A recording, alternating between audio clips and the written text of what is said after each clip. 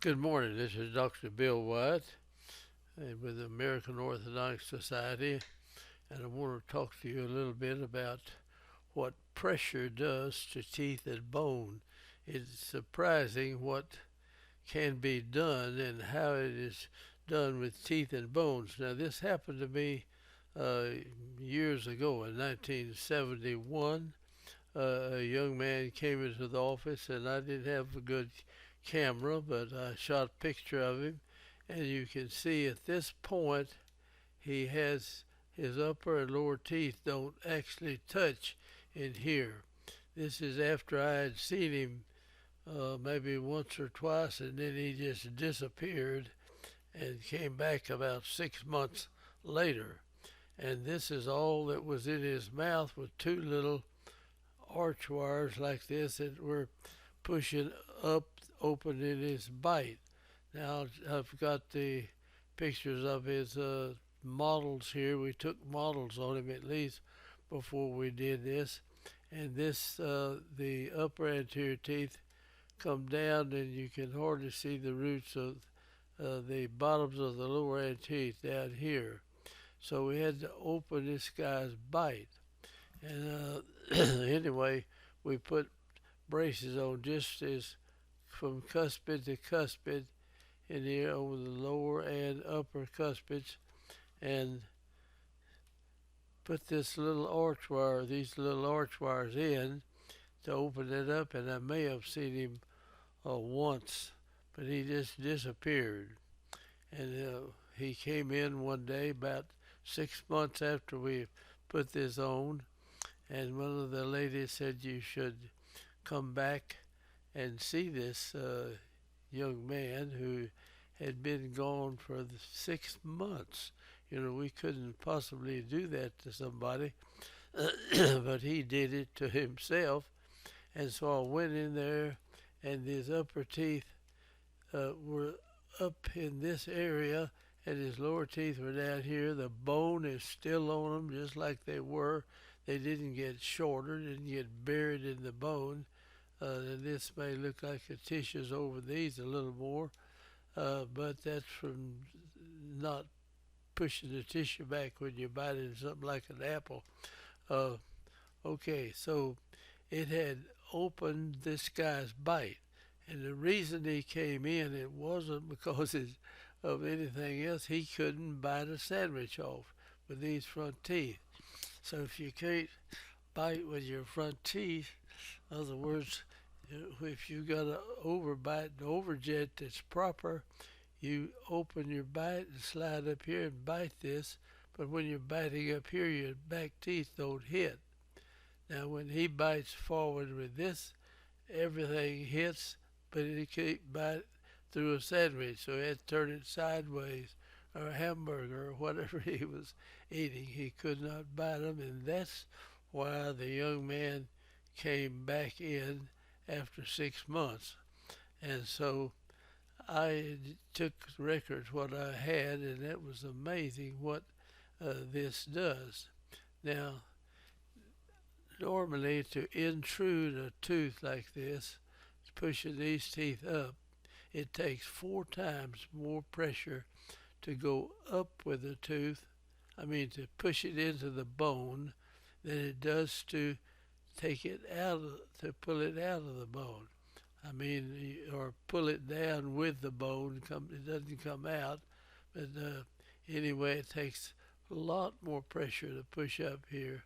And the only thing pushing on this was this molar tooth right here. We came out, and we had this little arch wire that had a circle. I think it was something like this up here. Over to the other side, we pulled it down and hooked it up, and it was just a small wire, round wire, and we had another one over here coming out of this tube that came out, and maybe went down like this, and we raised it up and hooked it to the teeth, this to the teeth, and in 6 months these two little wires had lifted those teeth up. And if you notice very carefully, there's hardly any movement of the 6-year molar back here. Now this is why this little deal we sell today, uh, coming off a 6-year molar and hooking it to the molar cuspid, and you wear a class 2 elastic off of it, and it shoves the kid's teeth back. It has very little effect on the molar because the molar is being chewed on by occlusion. If it tends to prise this molar down, it would take it, it'd be straight here, and it would tend to move it back here and make this part of the molar touch first. This part would touch here, and the occlusion, the guy bite good, and that, let me erase all this now, that had very little effect on this 6-year molar, and it did a tremendous amount of work up here in the front by intruding those teeth. And this was a small pressure, and what it does to the teeth and bone structure is amazing. Now let me go on with this, and you can see a little better. The 6-year molars hardly moved in here. It would tend to cock them down. See, you bring it out this way and hook it, and it's going up, and it tends to bring this tooth down here, and this would tend to go up. So these two teeth touch real hard right in this area and open the whole upper anterior teeth, which is difficult to do.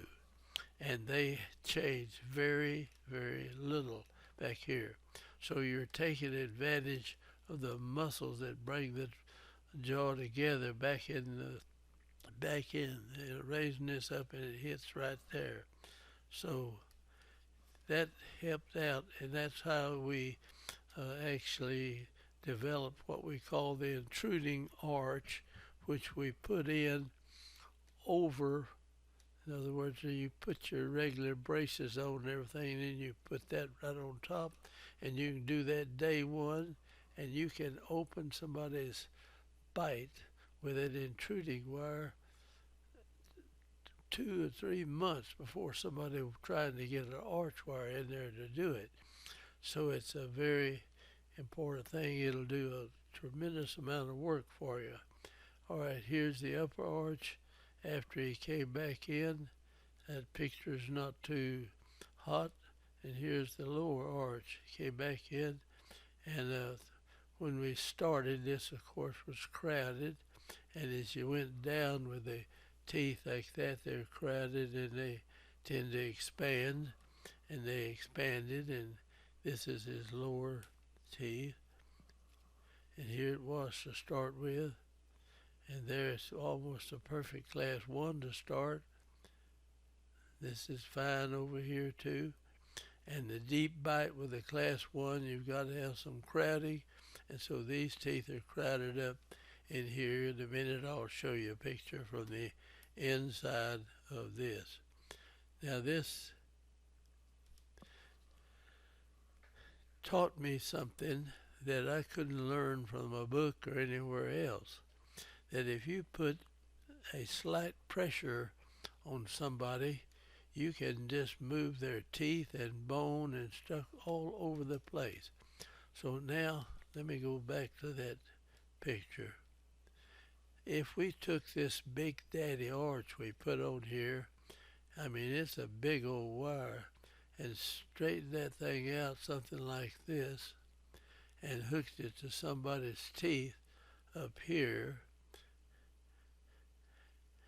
and they took off and didn't come back for 6 months, it might have their teeth, bone, and all moved out here somewhere or more. They'd be pushing out against the cheeks. I guess the cheeks would hit and resist it some, but it would widen the whole thing. Now, you could take let me go back here and find the upper arch.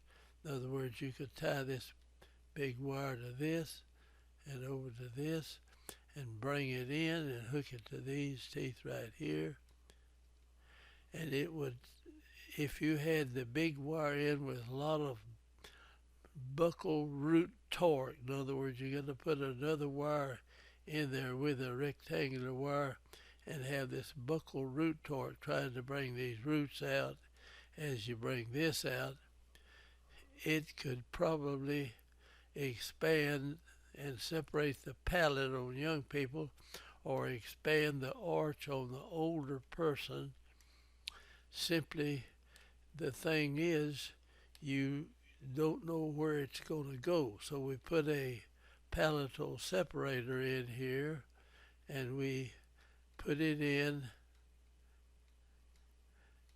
and have cemented bands on it so it grabs the tooth and it brings the root and the bone out, and it kind of has a little deal in here that we separate, and it doesn't go but how much you turn it.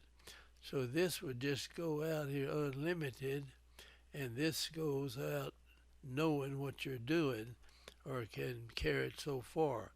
So this is why a palatal separator is better to open the palate with than a big daddy arch wire. But you could open the palate, but don't put that big daddy arch wire on some idiot that's not going to come back, because he might have his teeth sticking out of his cheeks out over here.